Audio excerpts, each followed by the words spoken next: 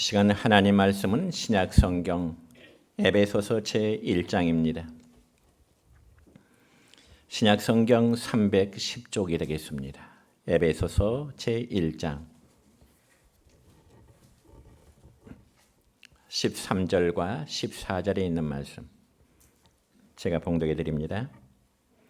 그 안에서 너희도 진리의 말씀 곧 너희의 구원의 복음을 듣고 그 안에서 또한 믿어 약속의 성령으로 인치심을 받았으니 이는 우리 기업의 보증이 되사 그 얻으신 것을 속량하시고 그의 영광을 찬송하게 하려 하심이라.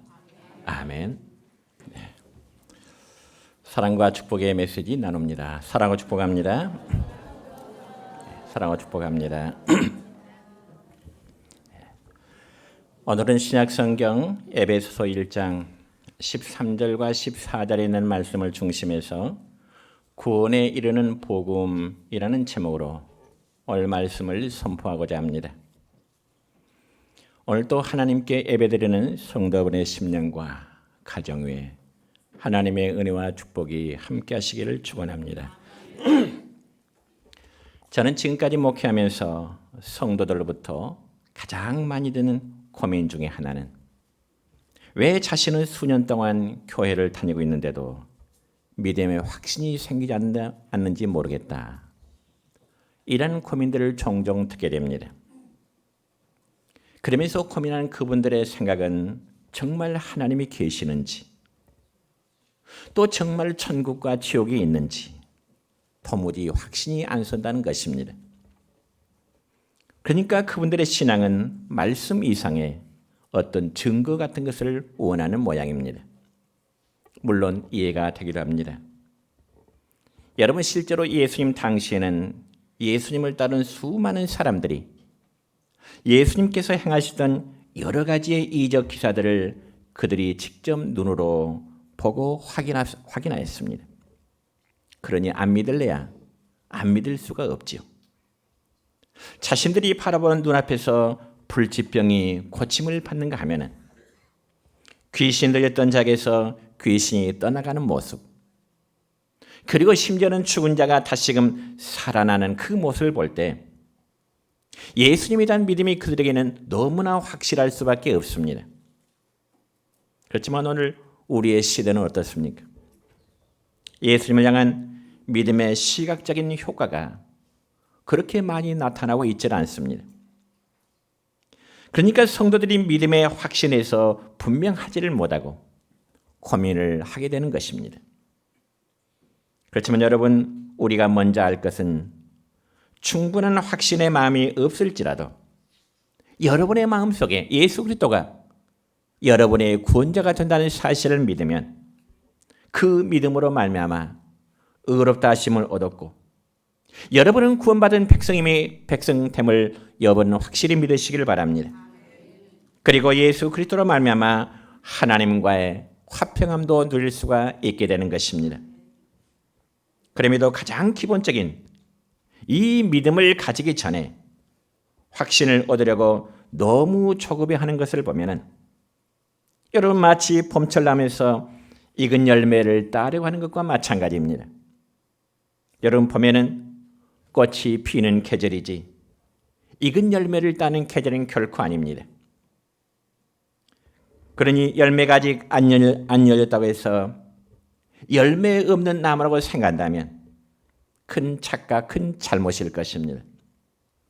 여러분, 예를 들어서 어린아이가 어려서 걷지 못하고 또 태어난 지 얼마 되지 않는 아이가 말을 하지 못한다고 해서 그 아이가 잘못된 아이라고 결론을 내린다면 어떻겠습니까? 대단히 잘못된 생각이겠죠. 왜냐하면 때가 되면 언젠가는 어린아이가 걷게 되고 또 말을 할 수 있게 되기 때문에 그렇습니다. 그러면 과연 우리들의 믿음이 구원함에 이를 수 있는 그 단계는 과연 무엇일까? 첫째는 구원함에 이른 믿음은 들음에서 오게 되는 것입니다. 오늘 우리가 읽은 말씀 가운데 본문 13절 첫 부분의 말씀을 보면 이렇습니다. 시작.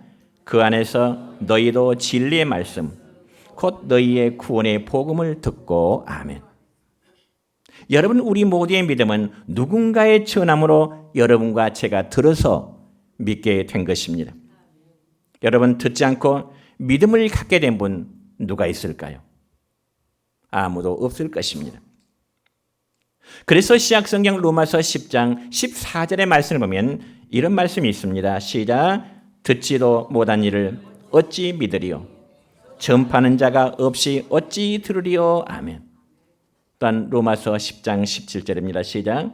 믿음은 들음에서 나며 들음은 그리스도의 말씀으로 말미암았느니라. 아멘. 그러니까 하나님께서 죄인들을 구원하시고자 하는 방법은 반드시 시대마다 말씀을 선포하는 자들을 하나님은 세우셨던 것입니다. 그래서 성경에 보면 구약 시대에는 하나님께서 선자들을 세우셔서 그들의 입을 통해서 하나님은 당신의 말씀을 선포하도록 하셨고요. 또한 신약 시대에는 사도들의 입을 통하여 구원의 복음을 전하도록 하셨습니다. 그렇다면 오늘날은 어떨까요? 오늘날 역시 전도자들이나 혹은 강단에 세워진 주의 종들을 통해서 구원의 복음, 구원의 도리를 선포하도록 하시는 것입니다. 그러므로 과거나 오늘날이나 복음을 전파하도록 하심은 하나님께서 인간의 영혼을 구원하시고자 하시는 하나님의 거룩한 목적인 것입니다. 그래서 하나님은 언제 어디선지 복음을 성실하게 들어 전파하는 자를 들어 사용하시는 것입니다. 여러분, 구약 성경 열왕기상 정답니다. 열왕기하 2장의 말씀을 보면은 엘리야라는 선지자가 그의 사역을 마치고 하늘에 승천하기 전에 그의 제자 엘리사를 부릅니다. 그래서 엘리야 선지자가 엘리사에게 묻습니다. 묻던 말을 물을까요? 엘리사야, 이제 머지않아 하나님께서 나를 들어올리실 것인데 너에게 필요한 것이 뭐니? 내게 한번 구해봐라. 그러자 엘리사가 엘리야 선지자에게 뭘 구할까요? 여러분, 이 점에서 열왕기하 2장 9절 하반절의 말씀을 보면 이런 말씀이 기록됩니다. 시작. 당신의 성령이 하시는 역사가 갑절이나 내게 있게 하소서. 아멘. 엘리야의 능력을 자신에게도 갑절이나 주세요. 그런 부탁을 하게 된 것입니다. 그리고 나자 엘리야 선지자가 회오리 바람을 타고 성에 보니까 하늘에 승천하자 그의 능력의 두루마리가 이제 엘리사에게 떨어진 것과 마찬가지인 것입니다.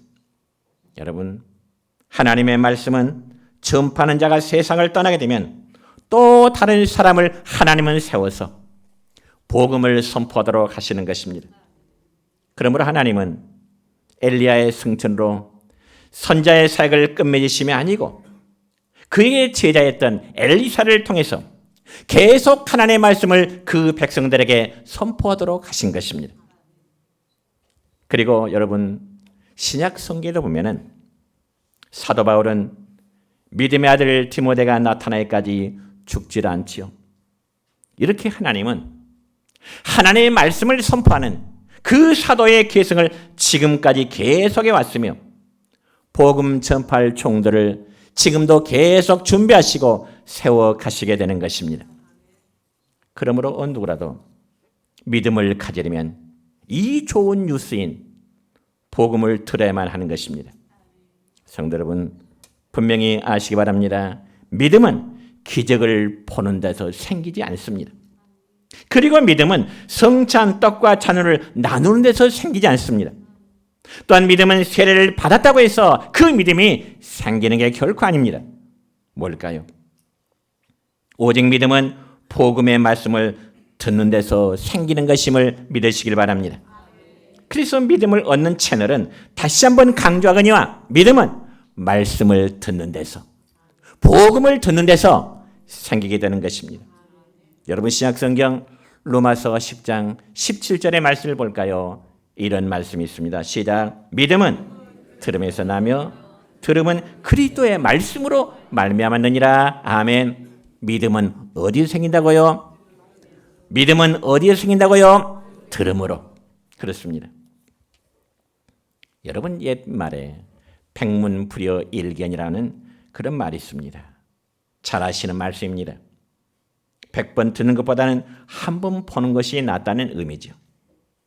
그렇지만 구원에 이르게 하는 복음은 그렇지가 않습니다. 듣지 않고서는 보이지가 않습니다. 왜 그럴까요? 왜 그럴까요? 들어야 믿어지기 때문에 그렇습니다.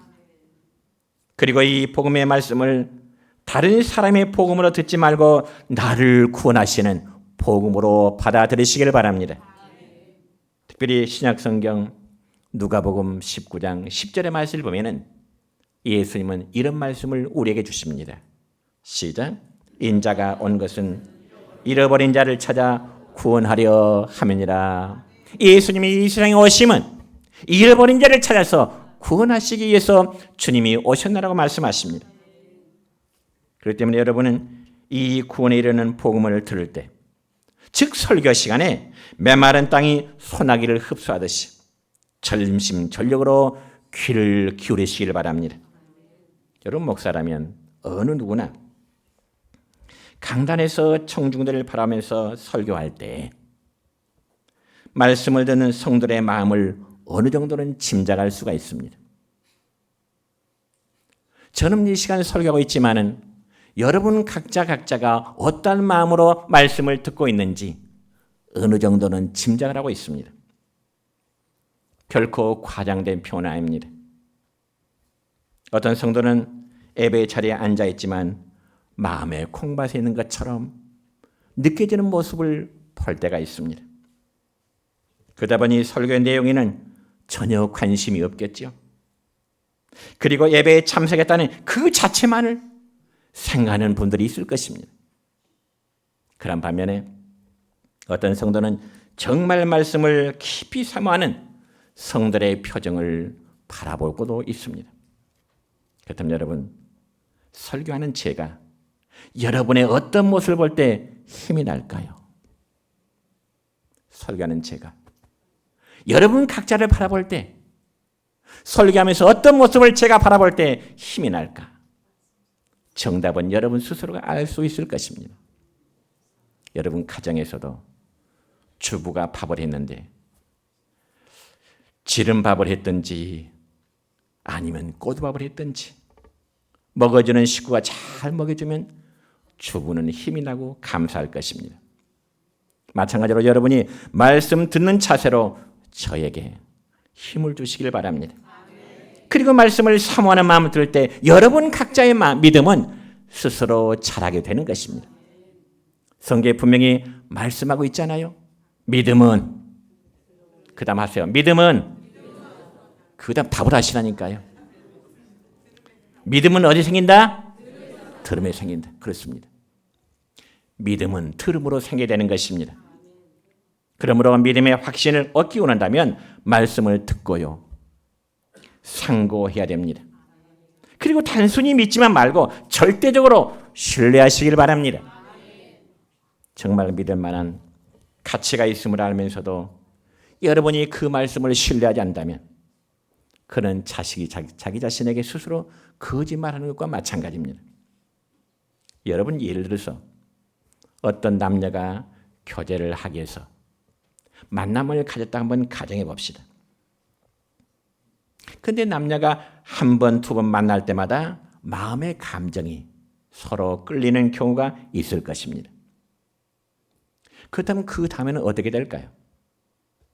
서로에 대한 사랑의 마음을 어떻게 될까요? 고백해야 될 것입니다. 그런데 서로 마음은 있으면서 서로 내숭만 떨고 있으면 그 사랑은 절대로 이루어지지 않을 것이죠. 그렇다면 우리가 복음을 듣다면 그 다음은 어떻게 될까? 믿음의 확신 갖기를 주의 이름으로 축원합니다.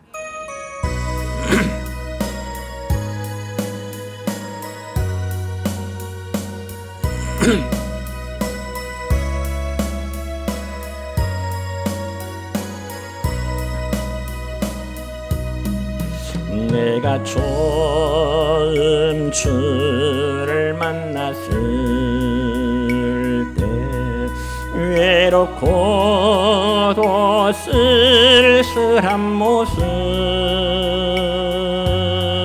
말없이 홀로 걸어가신 길은 영광을 다 버린 나그네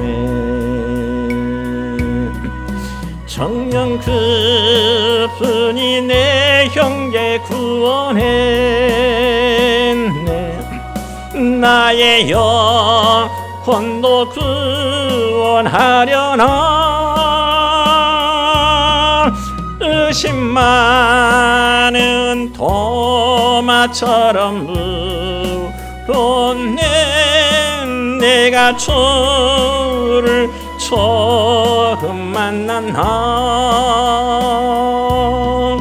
내가 다시 주를 만났을 죄악으로 몹쓸 병든 몸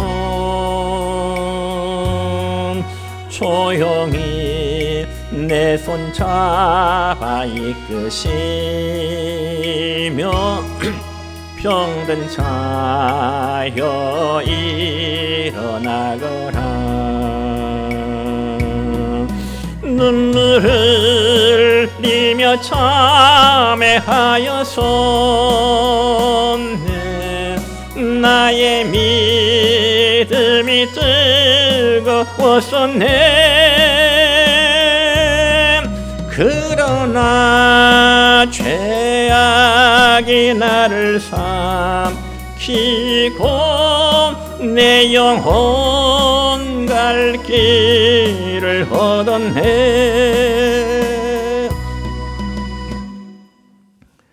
두 번째로 구원에 이르는 믿음은 믿어야 하는 것입니다. 여러분 첫 번째로 우리가 구원을 얻기 위해서는 그 단계가 들음이라면 두 번째 단계는 믿음을 받아들이는 것입니다. 오늘 읽은 말씀 가운데 본문 13절 중간부의 말씀을 보면 그 안에서 또한 믿어라는 말씀이 있습니다. 그럼 우리가 복음을 듣고 난 다음 정말 하나님의 사랑을 깨달았다면 그분에 대한 고백이 있어야 되는 것입니다. 그것은 우리 각자가 할 일입니다. 여러분 우리가 하나님을 아버지를 믿고 예수님이 저와 여러분의 구주가 되심을 믿도록 하심은 바로 성령님의 역사이심을 믿으시길 바랍니다. 이건 의심의 여지가 없습니다. 그러나 그 다음 그 믿음이 우리 안에 임할 때 고백하는 이는 성령님이 아니라 우리 각자 자신이 되는 것입니다. 그래서 우리 안에 역사하시는 성령 하나님은 우리로 하여금 죄를 회개하는 마음을 주실 뿐이지 성령께서 내 대신 여러분 대신 회개하여 주시지는 않습니다. 그러므로 성령께서는 우리 속에 진리를 깨닫게 하시고요. 의심을 걷어치워 주시마는 믿는 것은 우리가 해야 하는 일임을 여러분 믿으시길 바랍니다. 그래서 신약성경 로마서 10장 10절의 말씀을 볼까요? 이런 말씀이 있습니다. 시작. 사람이 마음으로 믿어 의에 이르고 입으로 시인하여 구원에 이르느니라. 아멘. 그러니까 믿음의 고백은 우리의 입으로 해야 되는 것이지 마음만 가지고서는 안 된다는 것이죠. 여러분 전도해보면 보통 사람들이 나도 하나님 믿어요. 마음으로 믿고 있다는 거예요. 교회 나가지 않아도 나도 하나님 믿고 있어요. 그건 참 믿음이 아닌 것입니다. 여러분 사랑한다면 사랑합니다로 고백할 수 있는 여러분 되시기를 축원합니다. 저는 과거에 노예교육부에서 주관하는 목회자 세미나에 다녀온 적이 있습니다. 그런데 세미나 기간 중에 저녁 식사 후에 저와 함께 숙소를 쓰고 있는 30대 후반의 젊은 목사님의 휴대폰이 울립니다. 누구한테 온 전화일까요? 누구한테 온 전화일 것 같아요? 네? 네, 그렇습니다. 사모님한테 온 전화였습니다. 그래서 30대 후반의 젊은 목사님이 사모님과 한참 전화하는데 옆에 좀 들어보니까 좀 민망할 정도로 사랑의 대화를 나누는 거예요. 그리고 같은 방에 있는 선배 목사님들을 전혀 의식하지 않고요. 마치 연애 중에 있는 남녀의 대화처럼 사랑한다느니 또 보고 싶다느니 듣는 선배 목사들이 닭살이 돋을 정도예요. 그래서 선배 목사님들이 제발 전화 좀 빨리 끊어. 선배 목사들이 자랑을 하죠. 장난하죠. 그런데 정작 당사자는 전혀 개의치 않아요. 그런데 가만히 생각해 보니까요. 그 목사님 가정의 행복한 모습을 상상할 수가 있었습니다. 사랑하는 사람에게 사랑한다는 고백이 얼마나 아름다운 일인가요? 그렇죠? 대답이 없네요. 사랑하는 사람에게 사랑한다는 고백, 너무 아름다운 일입니다. 그럼 우리 역시 믿음의 주이신 하나님을 의지하고 사랑한다면 우리 고백하십시다. 고백하십시다. 그래서 조금 전에 말씀드렸듯이 사람이 마음으로 믿어 의에 이르고 무엇으로 신하여? 입으로 신하여 무엇을 한다? 구원에 이르느니라. 그렇습니다. 그러니까 여러분, 입으로 신한다는 말은 입으로 뭐라고요? 고백하라는 겁니다. 그리고 그 믿음을 그리스도께 근거를 두고 있어야 되는 것입니다. 왜냐하면 아무도 예수 그리스도를 신뢰하지 않고는 구원을 받을 수 없기 때문에 그렇습니다.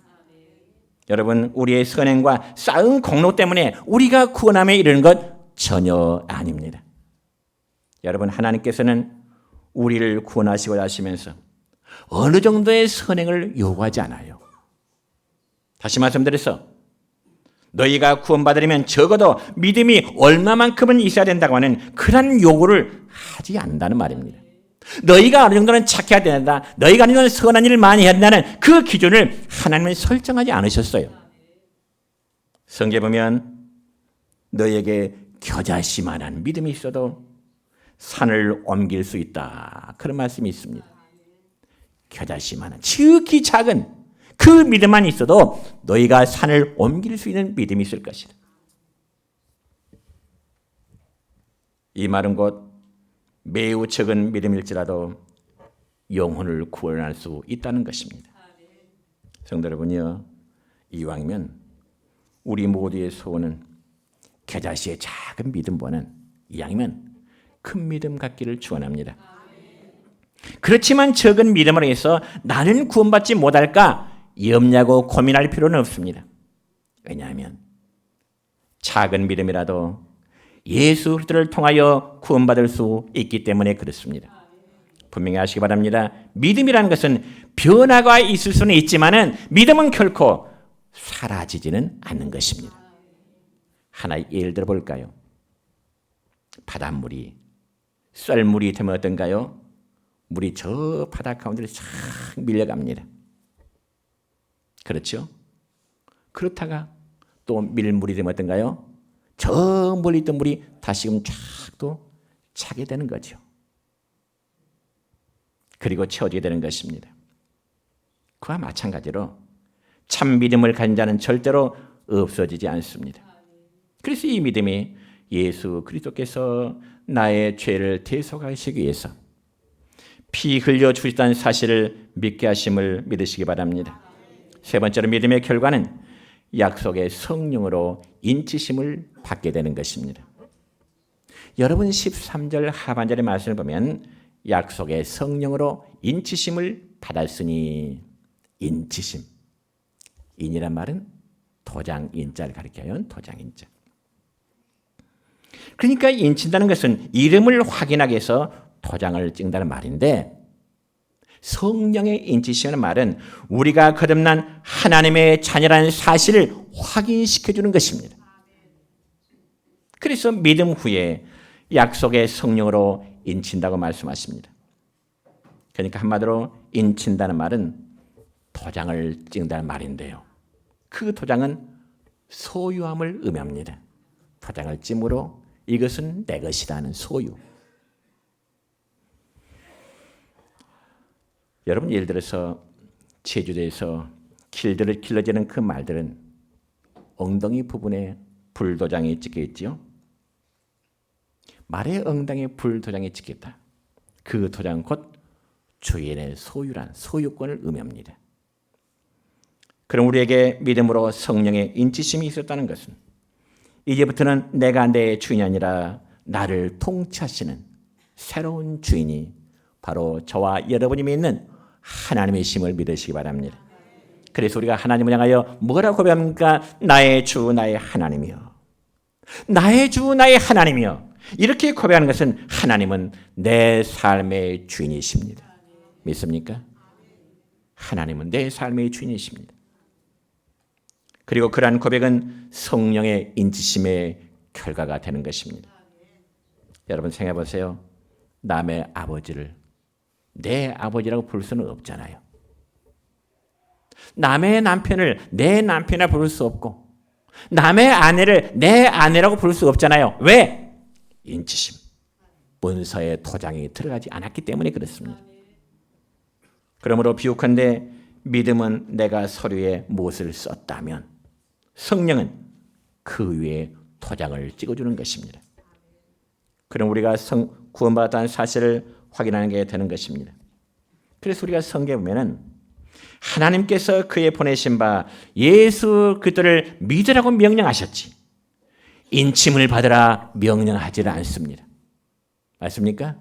예수를 믿으라고 성경에 말씀하지 너희가 성령의 인침을 받으라 명령하지 않아요. 왜?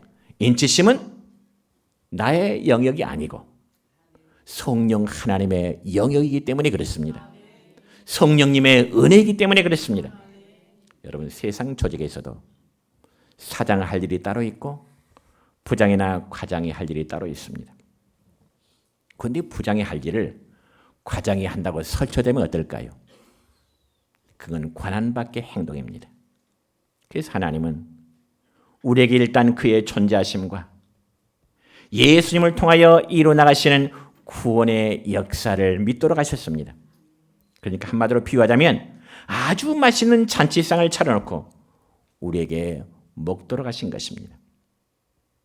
여러분 잔치상에 맛있는 음식이란 먹어야 배부르고요.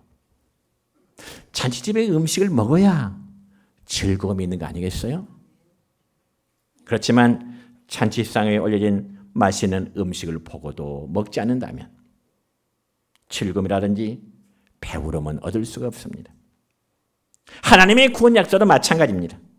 일단 믿으라고 하셨기 때문에 믿기만 하면 성령께서 우리를 당신의 소유물로 인쳐 주십니다. 너는 내 것이야.